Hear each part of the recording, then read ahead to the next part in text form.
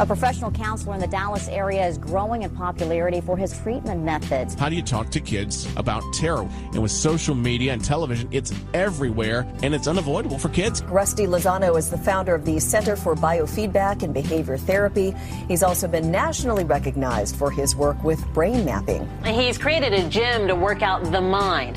His office features an obstacle course. Rusty Lozano is a licensed professional counselor, helping children with headaches, with anxiety, ADHD, and more. Here's where Lozano comes in. He teaches kids how to think their pain away with something called biofeedback. A North Texas therapist is treating patients in this unconventional way. We have Rusty Lozano who's joining us today. He's a licensed professional counselor. He put together an unusual treatment for teenagers who are struggling with mental issues, except he's taking this now a step further. Rusty Lozano, a leading therapist and pediatric biofeedback therapist based in Texas at the Center for Biofeedback and Behavior Therapy.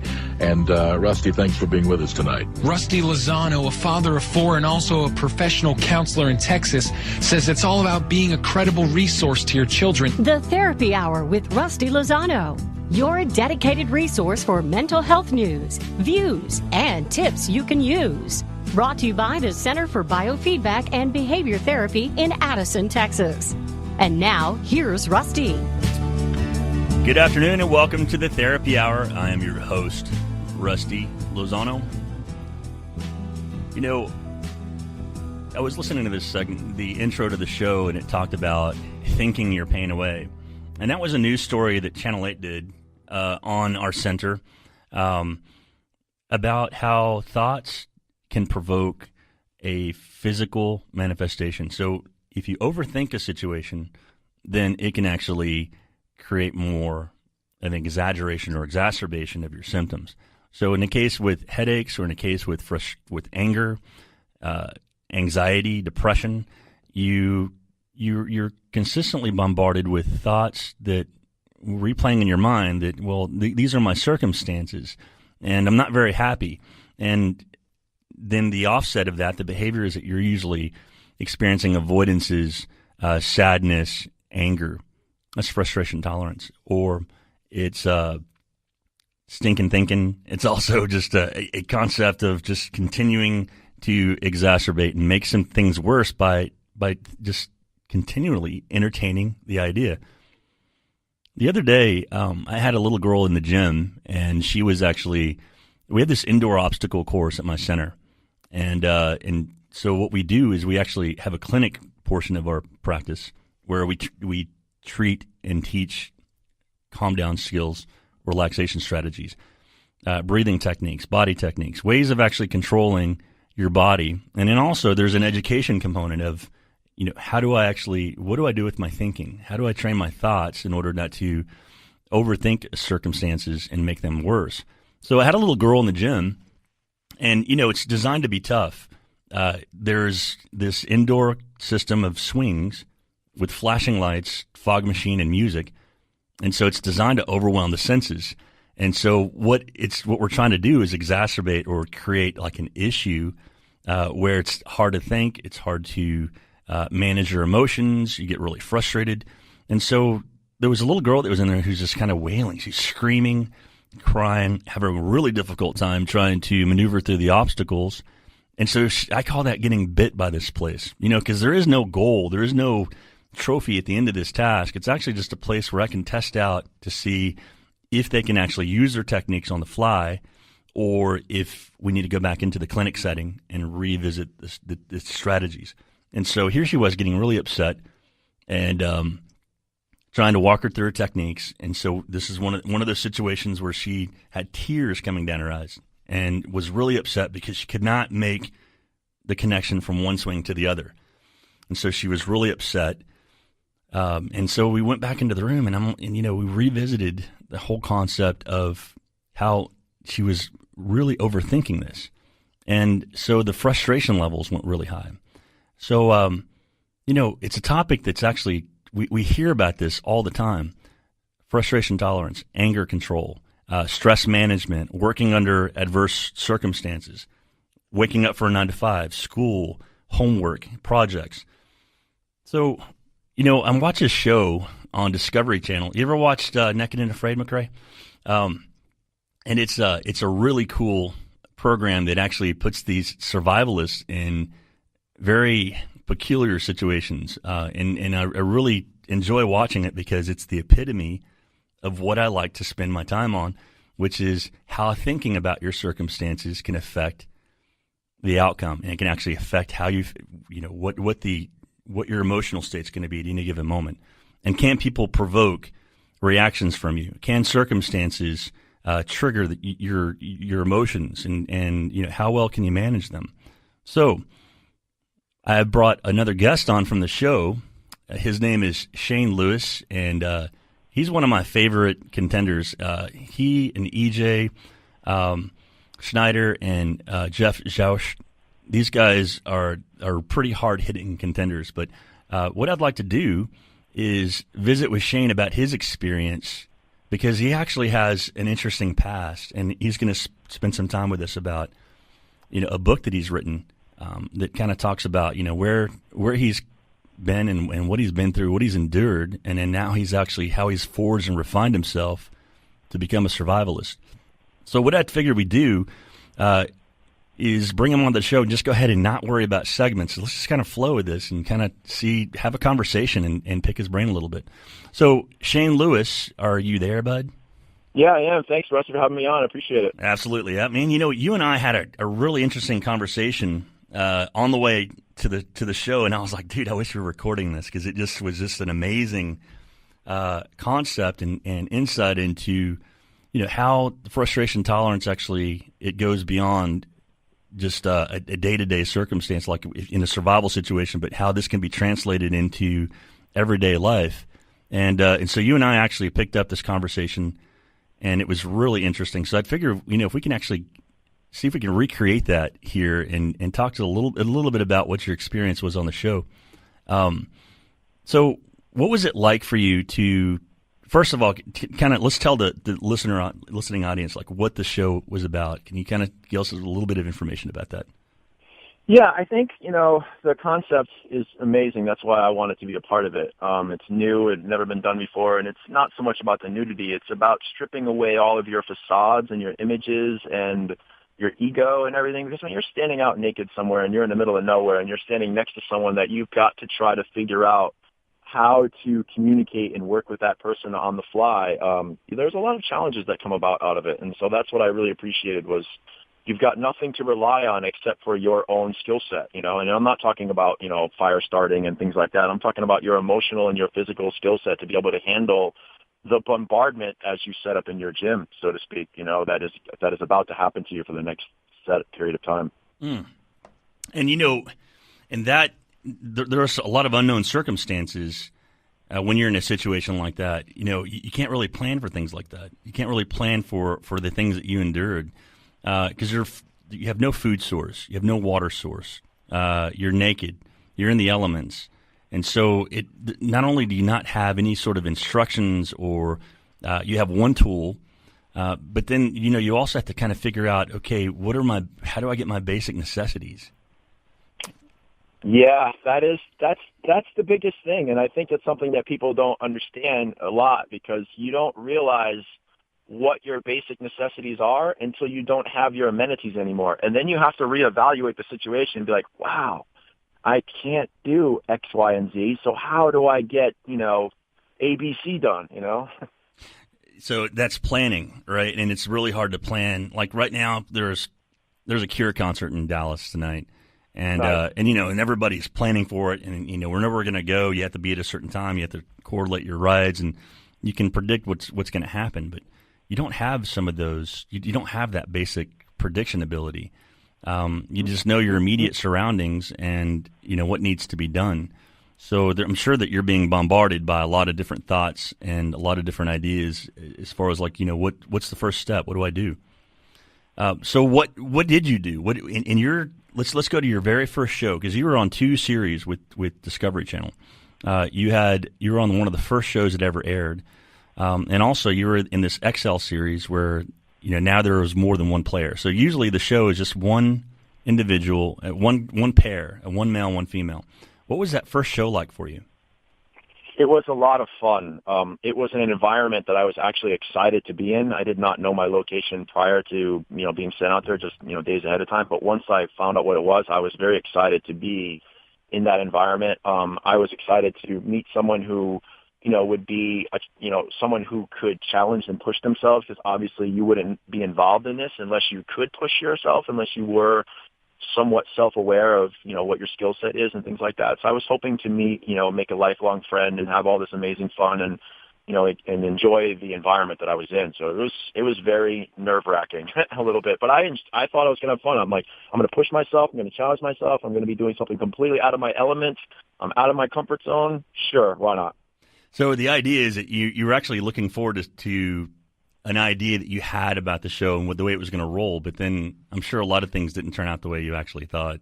Oh, no. The best laid plans. It's something I've learned in my life growing up that, things are better if you don't put expectations on them. I know it's really hard to do because we have limited downtime and limited playtime in our lives, but believe it or not, your playtime will be much better if you just go, I'm going to roll with it a little bit. I'm not going to try to orchestrate and plan everything out a little bit because I'm not allowing spontaneity to affect my growth as a human being. You know what I mean? Mm-hmm.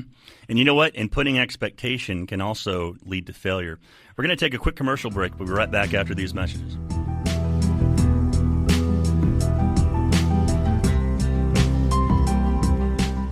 From the Fed Penn Credit Union Weather Center, this update is brought to you by Racetrack. Cloudy today with a chance of showers and a high in the upper 60s. Same for this evening with the low around 63. Your Sodapalooza cup gets you more than free refills. Just fill up at Racetrack. Snap a selfie with your cup. Then post it to Instagram or Twitter with hashtag Sodapalooza Selfie and hashtag contest for a free chance to win an epic road trip. See website for details. The Jeff Crilly Show, Saturday morning at 11 on Talk Radio 1190. Join Jeff as he talks about trending topics and interviews newsmakers with the secrets to being healthy, wealthy, and wise. It's The Jeff Crilly Show, Saturday mornings from 11 to noon on Talk Radio 1190. Here's a quiz. Is identity theft just when someone other than you puts charges on your credit card? Nope, that's part of it, but identity theft is actually when someone pretends they're you for any number of undesirable reasons, like opening new accounts or a utility bill. Is it true that identity theft can't happen to you? Nope. 1 in 4 people have experienced identity theft. Will LifeLock help you more with identity theft than free credit monitoring will? Yep. LifeLock's proprietary technology detects a huge range of identity threats. And if you ever have a problem, one of our U.S.-based agents will work to resolve it. So how'd you do on the quiz? Come on, how'd you really do? No one can prevent all identity theft or monitor all transactions at all businesses. But with LifeLock, you get a versus a when it comes to identity protection. Membership starts at just $9.99 a month plus applicable taxes. Go to LifeLock.com and enter promo code NEWS to get 10% off now. LifeLock. Your home is your castle. So when termites invade, you want the strongest defense you can get. You want Terminix, an elite force of termite-fighting professionals armed with 85 years of successful missions. Right now, we'll design a custom battle plan for defending your home, and it starts with a free termite inspection. Call 1-800-700-2951. We'll be relentless in our quest to wipe out those invaders, and we won't stop until your home is completely termite-free. We can also defend your home against future invasions and the damage they may cause with our Ultimate Protection Guarantee. If they come back, so will we. The Ultimate Protection Guarantee is the strongest guarantee in the business. It's our unbreakable vow to eliminate any termite that even thinks of breaching your walls. Defending your castle is a big job, so call Terminix today for a free termite inspection. 1-800-700-2951. That's 1-800-700-2951. Ultimate Protection Guarantee not available on every plan. Limitations apply. Call for details. You appreciate the feeling of a clean, smooth shave from a quality blade. So why are you messing around with generic razors that cost $32 for an 8-pack when you can shave with Harry's high-quality German-engineered blades for half the price? Harry's will give you their starter set, complete with a razor, 3 of their world-famous blades, and shaving cream for just $15. And shipping is always free. We'll also give you $5 off your first order. So go to Harry's.com right now and enter code 7788 at checkout. Code 7788. You're listening to the Therapy Hour with Rusty Lozano, brought to you by the Center for Biofeedback and Behavior Therapy in Addison, Texas. Hi, and welcome back to the show. you're just joining us, we are hanging out with Shane Lewis from the show Naked and Afraid. So, Shane, I want to really jump in. There were a lot of things that happened to you on the show, things that really tested you. For one, your hut caught on fire when you were sleeping inside of it. And that was definitely a high-stress moment. Yeah, that was definitely a high-stress moment. So tell us what happened. What was going on? You were actually asleep inside of your hut. Yeah, I was asleep inside, and I felt the warmth of the hut increase, and I was like, oh, this is not good. And then, by the time I realized what was going on, I could feel the carbon monoxide from burning, pine trees and stuff, which was kind of wet because, we got 15 inches of rain the first 9 days, so there was nothing dry. So everything smoked. And I was like, whoa, I can't breathe. And by the time I got out, I pulled myself out of the lodge. I landed in the mud, and I looked up, and the thing was like a 20-foot high wall of flames. And I was like, wow, that's really cool. And I walked away, and I was like, I cannot believe that my shelter just burnt down on day 14, and I've got to build this thing again tomorrow. No. So I was like, please don't rain tomorrow. So what happened, dude? How did your hut catch on fire? I think, what was happening is, because it was so cold, 65, 67 degrees at night, and that's not super cold, but when it's 110 or something during the day and the humidity level is really high, 70 degrees at night is freezing cold. So we were building up a huge fire to maintain it so we could pass out and go to sleep for an hour or two there, and then the fire would die down and we would wake up and put some more logs on it, and I think we just lost control. It dried out the space because we were forced to put the fire underneath our lodge because of the amount of rain and moisture that was in the air, and the only way to dry out wood was to put it underneath where we were sleeping to keep it dry so we could burn it. And even at that, we were burning wet wood 90% of the time. So it was a microcosm of steps that led up to losing half our shelter. Dude, so that took a lot of work to build the shelter, and in those circumstances, it took a lot of work to build the fire. So let me generalize this concept. If something like that were to happen, like there would be a lot of emotions flying around, maybe some accusations, maybe some anger. How did you handle that? There was definitely a lot of accusations, and if you see the episode, you see my response is not exactly supportive and loving in that moment, but under the circumstances, I thought I handled myself pretty good.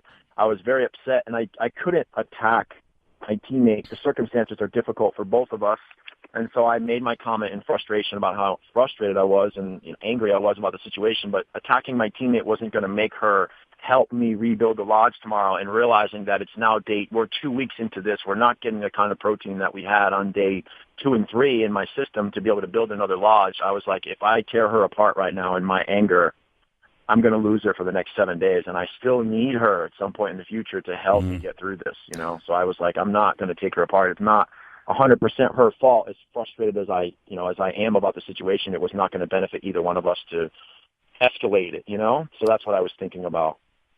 Right. But you know what? But that's an intellectual way of actually thinking about it. That's a heady way of thinking about it.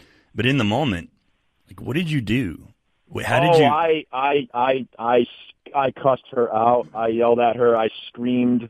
I walked away to let my anger calm down and collect my thoughts for a minute. Like, how am I going to handle this? I was looking around in what mild light that I had because of the fire and stuff to see what kind of materials I still had left to repair, how much had just been burned. And right. I was processing that to try to distract my mind from the anger, to try to take away and not allow the anger to resonate, because it would have not been very good for anybody in the situation. Right. So there was that strong emotional reaction. There was that anger. There was that cussing her out.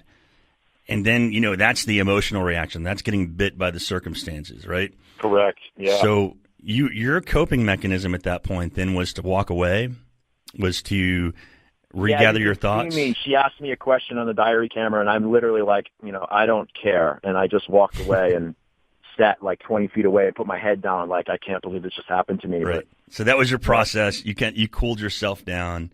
You left the situation. You removed yourself from the environment, and then just kind of went through your own process of regathering yourself. Yeah. I was thankful that the fire didn't go out. We still had fire. We still had some warmth, and I was trying to take a tally of what the positive things were, because if you allow negativity to take you apart and really creep in, you won't make 4 days in a very stressful situation. It's all mental preparation. Any stressful situation relies down to how did I mentally prepare for the daily curveballs that are going to come, because that's life. Yeah, and you know what? And that's a really, I think that's a fair assessment. If you focus on the negativity in a situation like that, it will bring you down. That's where you consistently think about a circumstance, and it will create pain. And that's one of the things that I actually try to teach patients how to do, is dissect the circumstance, disassociate what happened. Here's the action, here's the reaction. Let's go back and let's look at how the reaction is manifesting. The action is there, right? The place caught on fire. It was destroyed. Your safety was in jeopardy. But then there's a moment where, like, there's two things happening. Your thoughts and your physical reaction, they're both working in unison. So if you detach the thoughts, if you can actually somehow control and detach the thoughts from the physical reaction, then you can actually get a hold of the circumstance. And that's one of the things. Go ahead. Yeah, that is correct. That is correct. And the only thing I can, that's something that I've learned to do very well. I've learned that the big things are always going to be there, and they always work themselves out. So if you handle the initial, explosion of something, catastrophe happening to you, and you emotionally handle it well, it's much better off for you. Right. The little things, turn around, take a breath, focus on the little things. It will help ease the pain of that, because if you get lost in that moment, you're not going to recover. It's just too difficult. And it's too difficult to recover. It's very true. But you can always go back and actually do something to correct it. I think that there's always something that can be done. It doesn't matter how far down the rabbit hole you get, because a lot of people think that if you don't manage this in the first 5-10 minutes of a circumstance, then it escalates, and then it may last days and days. I've even seen kids that actually do that with their parents. They stay upset, and I emphasize to them, look, just go up and just take responsibility, apologize, and it's over. It's like your bailout, like in the show. You tap out, then they swoon in and they remove you from the situation. So that resolution is that quick. I mean, it could be over in a matter of seconds. I agree. And I think a lot of times, as a kid who grew up with, I was a lot like the kids that you're dealing with in your program, which is one thing I really appreciate about you and why I wanted to, to talk to you a little bit. I think, I responded that way for many, many years, the way that, that little girl did in your climbing exercise. And I think as you become a little bit more controlled and understand how, your equilibrium is, and trying not to, get really lost in it. I think a lot of times we live in a world that's bombarding us to be narcissistic, to always look inward, and always focus on, how we're feeling or how we're viewed or how everyone is looking at us, instead of looking outward. And I think we need to look outward. How am I projecting the way that I'm, how am I affecting my surrounding as well? Okay, this catastrophe happened to me, but if I become a catastrophe because of it, I am now going to drag other people into this catastrophe. Right. And it doesn't get any better for yourself. It just continues to escalate. So, and we're talking about folks, when you get angry, when you get anxious, when you feel depressed, when you feel stress, any one of these circumstances that are invoking an emotional reaction, stop and think about the process. Think about what's happening. Think not about the circumstance. If you go to my house and, it happened again, we have several TVs and we have small kids, and the backs of the remotes they're missing on all of them, just about. And I have to use a piece of duct tape to keep the batteries in. And I remember the first time it happened, I flipped out. And I'm like, dude, are you serious? And so then I was looking around everywhere, and I knew that, one of the little kids have gotten into it, and, they were exploring and they lost it. So then that became like a trigger for me, a little thing like that. And so, but, as I kind of think about like where I am now and how I've like evolved myself, I try to understand the circumstance. Well, he's curious. He probably took the batteries out, probably put them in something else like, a Nintendo Wii remote or something like that, and, needed the batteries and he forgot to do it. It was a mistake. Now, is it going to affect my life? No, it's not going to affect anything. It's not going to affect the functionality of the remote. And actually, if I felt that strongly about it, I could go get another remote, and like find a solution for it. But if I perseverate on that circumstance, if I perseverate and I keep thinking about it over and over and over again, I'm going to work myself up. I'm going to work myself up. And now you're going to have a full-blown trigger that's going to bring you to that escalated moment instantly every time it happens. Yeah. Yeah, and then it could even be just like the kid actually just looking at me or being in the same room where they do something very similar, and then it triggers the same kind of response. Now I'm talking about my own circumstance, but I mean generalizing this to everybody. Escalation of these emotional manifestations. The triggering effect is what you have to actually concentrate on, not the circumstance, but how am I taking this? How am I understanding it? What am I believing and taking from this particular moment that's making me so upset? And if you can actually divide that, if you can actually find a way to dissect it, separate thoughts from body response, then you have Well, that is the key right there. That is the key, I feel, compartmentalizing one aspect from another, because then you're not letting the snowball roll downhill, I mean, it's just saying, okay, this is here, and I know it's a lot easier said than done, believe me, because I had many years of trying to struggle through it, and it's well documented in my book. I don't hide my demons or my struggles at all, because I felt that was the only way to relate to the audience.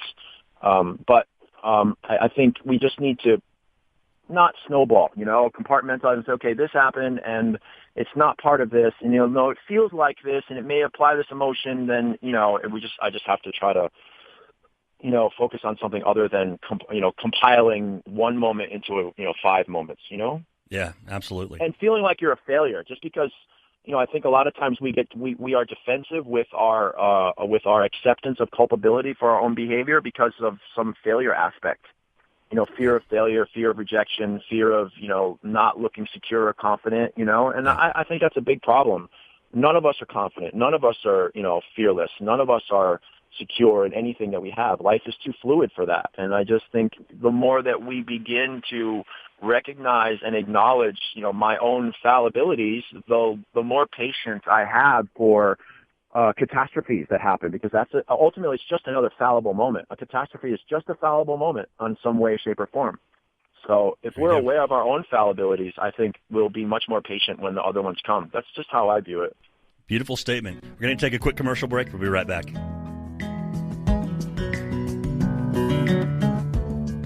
From the Fed Penn Credit Union Weather Center, this update is brought to you by Racetrack.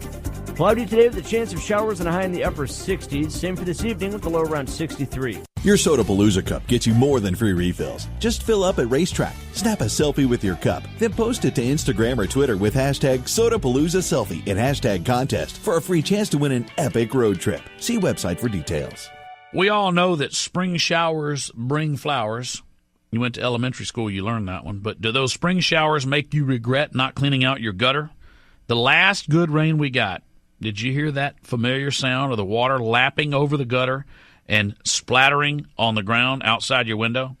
That might actually be the sound of your home's foundation being damaged or your soil being eroded, which leads to that in the first place, or eventually. LeafGuard, one-piece covered gutter system, perfectly engineered to let the water in, keeps the leaves and debris out, and best of all, LeafGuard gutters do not clog, but if they ever do, which they won't, you can rest assured they carry a lifetime no-clog warranty. This month, get 75% off labor and $200 Visa gift card with a qualifying purchase. Set up your free gutter inspection and estimate today and get a $25 gas card just for letting LeafGuard show you how they can make your life easier. No purchase necessary. 214-504-2154. That's 214-504-2154. Or go to their website at guttersdallas.com. This is Pete the Fast Greek, host of Race Talk, the motorsports talk show, heard every Sunday live from 4 to 6 p.m. right here on Talk Radio 1190. When the races are over, we're just getting started with the latest news and results from NASCAR, NHRA, the IndyCar Series, and what's going on right here in the Dallas-Fort Worth racing scene. And remember, keep your racing on the track, not on the street. This is Shaquille O'Neal. And the Shaquettes. Reminding you that anytime is a good time. Good time. For the cooling, drying, fresh scent of Gold Bond powder spray. Like after the gym. Or a crowd private elevator ride. Or golf. Or working with farm animals. Or a hard day's work. Like sportscasting? You said it, ladies. Stay cool with Gold Bond Powder Spray. Stay cool with Gold Bond. Hey, folks, it's Michael Berry, and I love real estate. Always have. I owned a real estate brokerage firm. And to me, real estate is a great investment strategy. It's a great retirement strategy. And if you want to learn more, there's a great show that comes on Monday through Friday right here called The Del Walmsley Show. It's the Del Walmsley radio show. You want to learn more about being an informed investor? You're going to love it. Listen to the Del Walmsley Show Monday through Friday, 1 p.m. to 2 p.m. on Talk Radio 1190. You're listening to the Therapy Hour with Rusty Lozano, brought to you by the Center for Biofeedback and Behavior Therapy in Addison, Texas. Hi, and welcome back. We're talking about the survival show with Shane Lewis from the show Naked and Afraid, Discovery Channel, Naked and Afraid. Shane, you actually wrote a book, and you've been through some things yourself, and you mention it some on the show, but it's never really specific about some of the things that you endured. But you've had a pretty tough life. Yeah, that's one reason why, again, I appreciate you, inviting me on the show is, a lot of times, I feel coming from being one of the kids that, you would be working with in your program, I feel a lot of adults tend to talk at kids like that. And it's, and I know that from an adult's perspective, especially for the adults that do care, that it's hard to relate to us and, it's hard to handle us and try to get us to understand that you're looking out for our best interest. And most of the time we don't feel that way because of the dynamics of how our childhoods are developed or how our brains handle situations or respond to things. So what I really appreciated about writing the book was to be able to let people know it's okay to fail. It's okay to be a disaster. It's okay to struggle, and it's okay to figure out who you are and how to go about that. And it's okay if it takes longer than anybody else does. That's fine because there is no real timetable to life. Unfortunately, society is, at a point where it's putting serious constraints, but I don't think that humans are supposed to be treated that way. And I think it's okay to be, working through things a little slower than other people. And what I like about it is that I have lived it. I lived in, 5 foster homes and 4 institutional boarding schools for 13 years without parents and without any real supervision. And I moved 11 times in 13 years, and I was constantly moving in the middle of every school year system. So you can imagine all the bullying and things that I had to deal with. And growing up with that, being the new kid every 8 months in a brand new school system that has socioeconomical differences from the last one that I was in. So it can be a little bit struggling. It can hurt your psyche and it can hurt the way that you view the world. And so, but it's not the end of the world. You can learn, you can grow, and, it doesn't define you and it doesn't wreck your life. Yeah. Let's go back to that a little bit, just with your comfort level of talking about, that's a lot to have to deal with. I mean, you moving from foster home to foster home, and then in the different schools that you're in, you were alone a lot of the time. Yes, and that's actually been the hardest struggle of my adulthood, is learning how to work with others, which is the one reason I loved about being on Naked and Afraid. And it gives me a chance to work with someone in this mature level, being forced into that kind of environment. And seeing how well I can handle myself or not handle myself, Yeah. But being alone, though, I mean, you didn't get a lot of guidance from a parent, but I'm sure you were given guidance from some source, but not like an accessible resource like you would think, like, hey, I have a question for my dad or I have a question for my mom.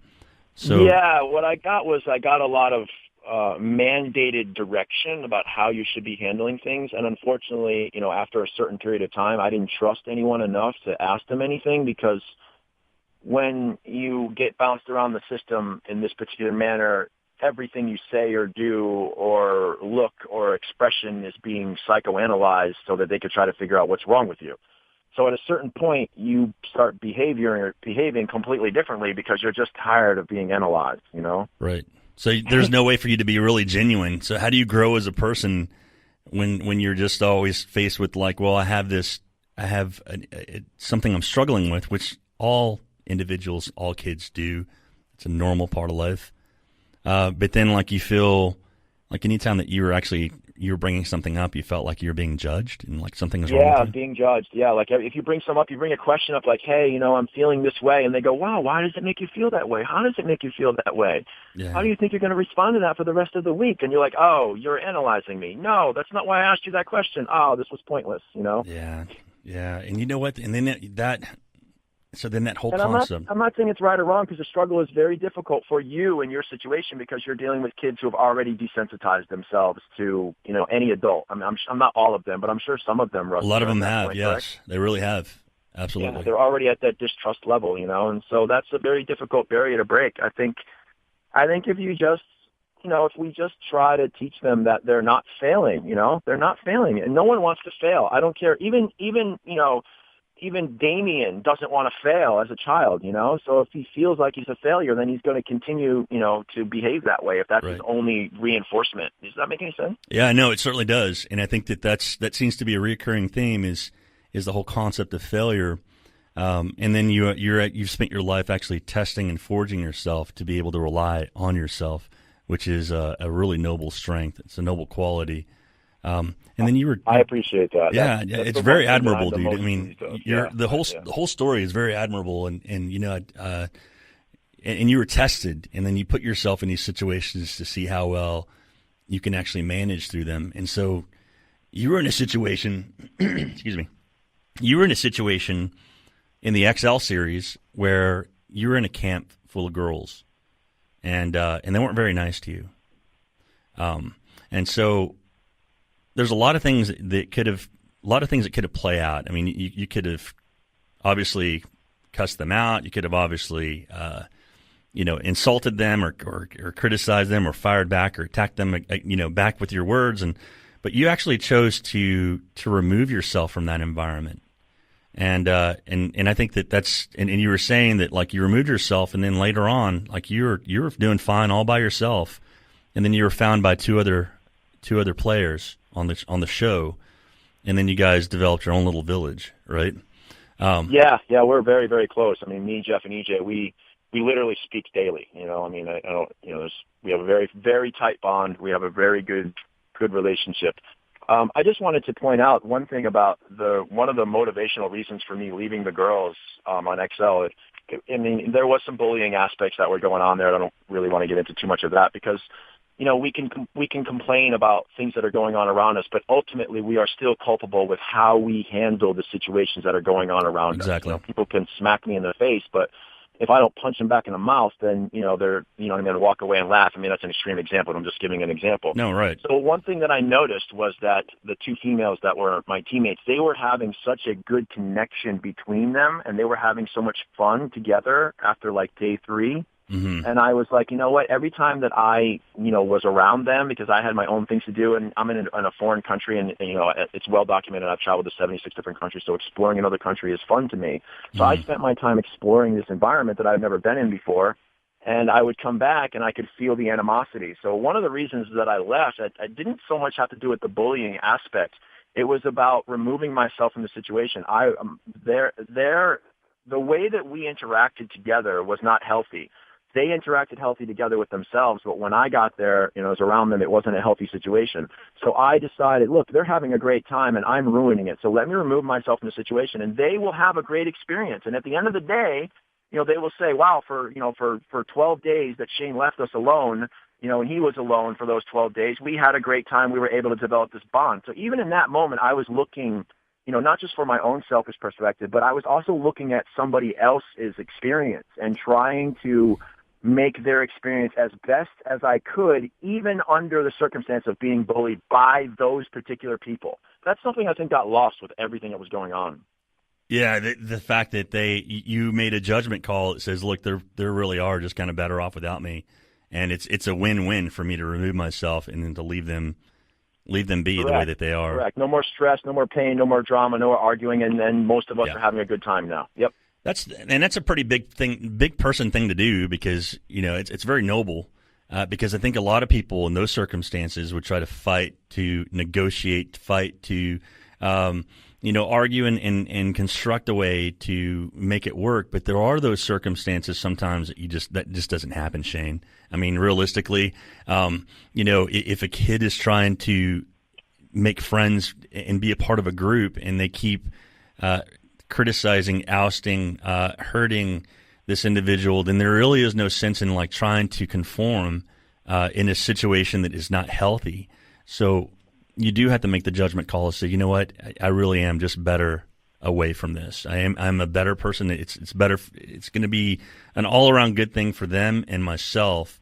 But that realization, it takes people a long time to get to. It does. It takes the reinforcement of, if I continue to battle and struggle for my justification, because it's usually what is hurt most is, my feelings and, my justice. I'm not going to get anywhere. In most cases, people are not going to recognize that they're hurting your feelings in that situation anyway. And for you to force them to recognize it is going to create a level of animosity that is not even there yet. So sometimes it's just best, and I know it's really hard for kids to do that. It was hard for me. I mean, it's documented in my book. For 25 years, I couldn't do it. Right. And so, but I've learned over time that for the sake of my own, my own sanity, I have to. I have no choice. Yeah, and that's the thing. I think that there's an important lesson to learn here. If you're in a broken relationship, if you're in a situation that it's just not healthy and it's just not working out, it would be a good time to just consider walking away. Not the easiest thing to do, and that's why you would need support and help. We're going to take a quick commercial break, and when we come back, we're going to keep visiting with Shane. We'll be right back. From the Fed Penn Credit Union Weather Center, this update is brought to you by Racetrack. Cloudy today with a chance of showers and a high in the upper 60s. Same for this evening with the low around 63. Your Sodapalooza cup gets you more than free refills. Just fill up at Racetrack, snap a selfie with your cup, then post it to Instagram or Twitter with hashtag #SodapaloozaSelfie and hashtag contest for a free chance to win an epic road trip. See website for details. The Jeff Crilly Show, Saturday morning at 11 on Talk Radio 1190. Join Jeff as he talks about trending topics and interviews newsmakers with the secrets to being healthy, wealthy, and wise. It's The Jeff Crilly Show, Saturday mornings from 11 to noon on Talk Radio 1190. Psst, hey, it's me, your car. No, it's not the voice of your car phone or your GPS that gives you driving directions. I'm sorry to interrupt your tunes, but we need to talk. Take a look around. I'm not the new car I used to be. The season's dirt and mud really did a number on my carpet here. And that iced coffee you spilled, that didn't help. And with the rain showers and all, I know it's going to be a real mud bath in here. So do me a favor and get a set of WeatherTech floor liners. Got it? Now, how about a wash and detail? What do you say? WeatherTech floor liners and cargo liners keep your vehicle's carpet safe from spills and messes. Made of the highest quality materials and laser measured, WeatherTech floor liners are specifically designed for your vehicle. And they're made in America. If it could talk, your vehicle would thank you. Order yours today at WeatherTech.com or call 1-800-CarMats. WeatherTech. Complete protection, completely American made. Here's a quiz. Is identity theft just when someone other than you puts charges on your credit card? Nope, that's part of it, but identity theft is actually when someone pretends they're you for any number of undesirable reasons, like opening new accounts or a utility bill. Is it true that identity theft can't happen to you? Nope. 1 in 4 people have experienced identity theft. Will LifeLock help you more with identity theft than free credit monitoring will? Yep. LifeLock's proprietary technology detects a huge range of identity threats. And if you ever have a problem, one of our U.S.-based agents will work to resolve it. So how'd you do on the quiz? Come on, how'd you really do? No one can prevent all identity theft or monitor all transactions at all businesses. But with LifeLock, you get a versus a when it comes to identity protection. Membership starts at just $9.99 a month plus applicable taxes. Go to LifeLock.com and enter promo code NEWS to get 10% off now. LifeLock. You appreciate the feeling of a clean, smooth shave from a quality blade. So why are you messing around with generic razors that cost $32 for an 8-pack when you can shave with Harry's high-quality German-engineered blades for half the price? Harry's will give you their starter set, complete with a razor, 3 of their world-famous blades, and shaving cream for just $15. And shipping is always free. We'll also give you $5 off your first order. So go to harrys.com right now and enter code 7788 at checkout. Code 7788. You're listening to the Therapy Hour with Rusty Lozano, brought to you by the Center for Biofeedback and Behavior Therapy in Addison, Texas. Hi, and welcome back to the show. If you're just joining us, we're visiting with Shane Lewis from the show Naked and Afraid, survivalist and author, and really an interesting guy to talk to. You know, Shane, you are really humble for as much that you've been through. You know, you're a really easy guy to talk to. I wasn't always that way. It's just, and one thing that I learned is, you know, a few little notes about my growth on this level.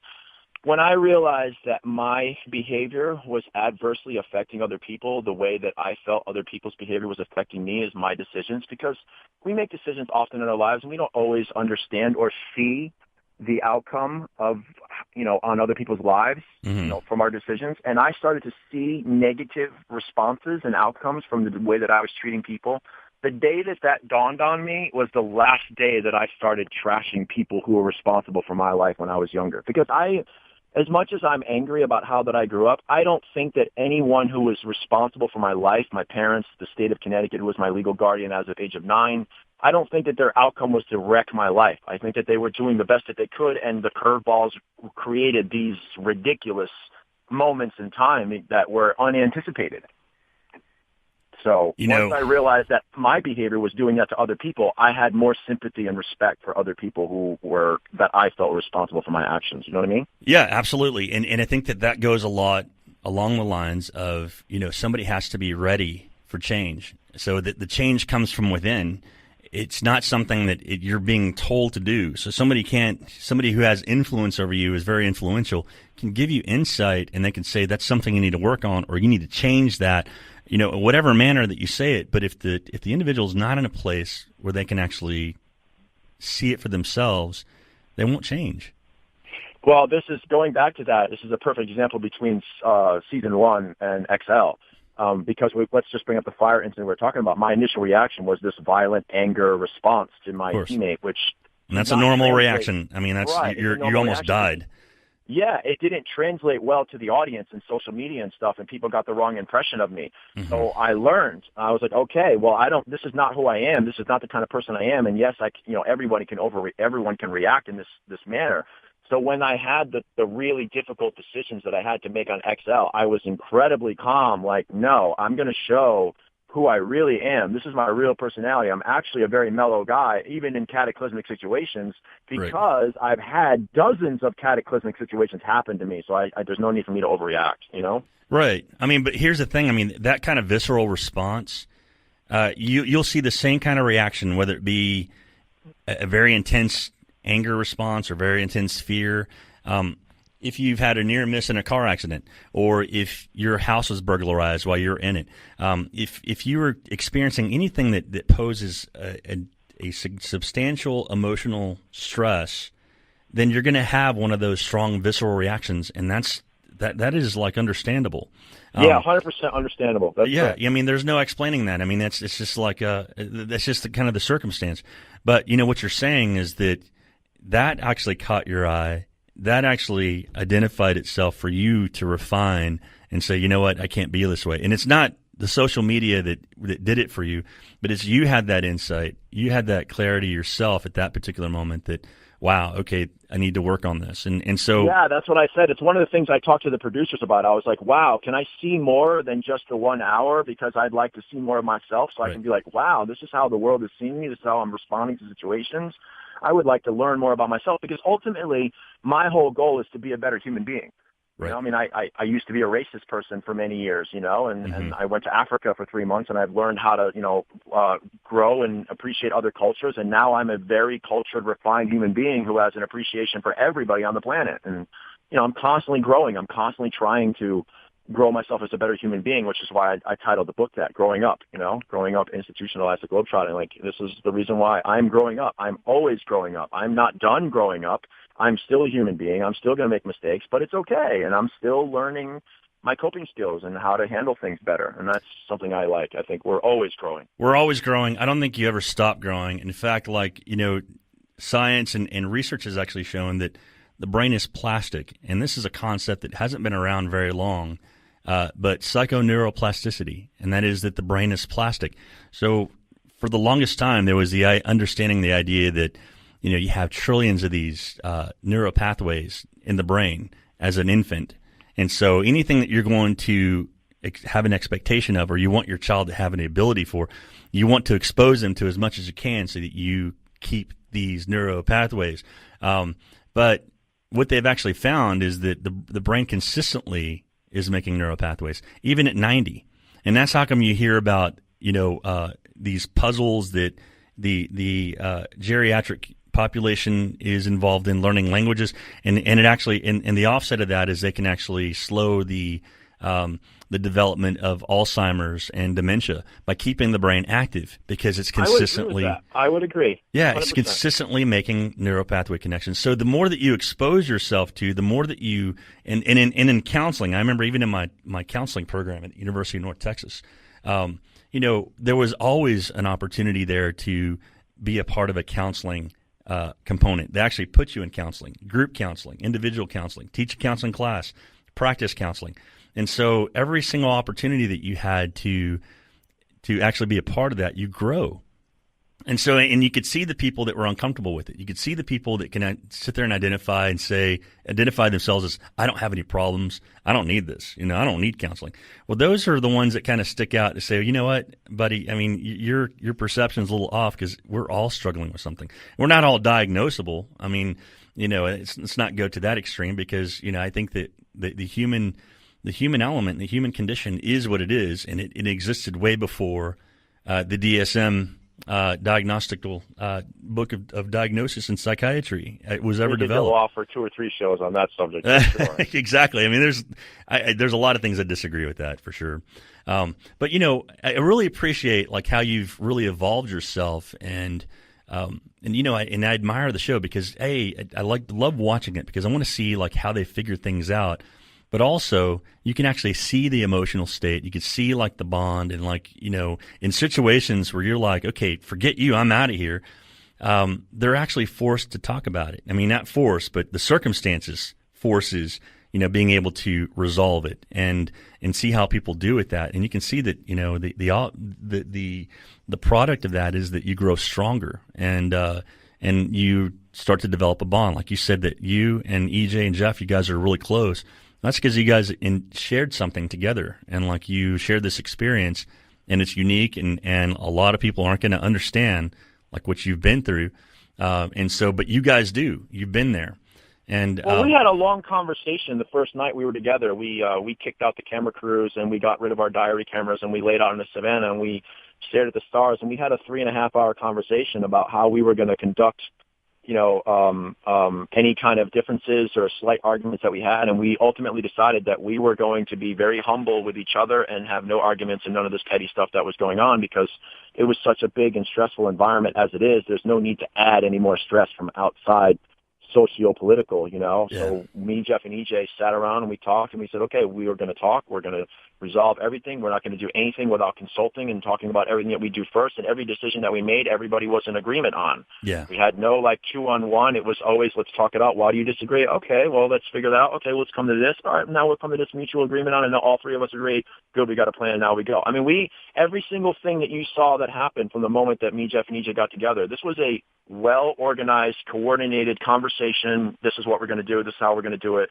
You're weaker right now. You're weaker right now. So we're going to do it this way. We'll do it that way. And that's how we handle the situation. Yeah, you dialogue. My sister actually showed me a really interesting book about dialogue, and that some of the initial documentation of dialogue was with the Native Americans. They were called savages, and they'll attack you and they'll scalp you, but then what they would do is this community would sit and under a they would all gather together, and they would talk about differences. They would talk about and identify, okay, I'm having an issue with this in front of the chief, and then the chief would actually help to dialogue and come up with a resolution, and that's how they actually stayed together. So some of the early, I mean, I'm sure it's gone on before then, but this is just a book that was written about, how documented cases of how the Native Americans actually, they dialogued about things. And I think that's something, and dialogue is just talking about it. This is how I feel. This is what's going on. This is how you feel. This is what's going on. How can we figure this out? It's problem solving. Yeah, it's a simple little game I play in any kind of relationship that I'm having. It's a little minor game that I play, and it can be played with kids as well. And I don't know if it's something that you would like to include in your work, but I always play this game whenever there's any kind of a disagreement. I always ask, what did I say? What did you hear? Because a lot of times we're not processing the same way that someone is speaking. And anyone who's been married or has any kind of real long-term relationship understands that any breakdown is communication breakdown. That's all it is. Absolutely. I agree with that. So I agree with that. And that's all. For 5 seconds, hey, what did I say? What did you hear? Where's the miscommunication? You know what? I really like that. I really like that, Shane. That's actually a really great way to explain to people, this is where I'm coming from, because you could say something, you can even write a paper and people will read it and it may not read as if, the way that you intended it to. I mean, your message may not be coming across. The same goes 100%. with vocalization or vocalizing communication. The things that you say may not be emphasized. Hey, Shane, where can people find you? Do you have a website? I do. ShaneOffTheGrid.com, and my book is Growing Up Institutionalized to Globetrotting. You can get it on Amazon in paperback or Kindle. And the point of the book was cathartic for myself and to give people an understanding that, the world can collapse around them and it is not the end of the world or the end of their life. They can still do amazing things regardless of whatever happens to them if they just become self-aware and understand how they're perceiving and responding to their environment. Well said. And you know what? That's something that I would highly recommend everybody take an opportunity to do and just remind yourself that everybody's trying. So, Shane, thank you so much for being on the show. You guys Thank you so much, Russ. I really appreciate it. Absolutely. You can find us at w.cbbt.org. Thank you so much for listening.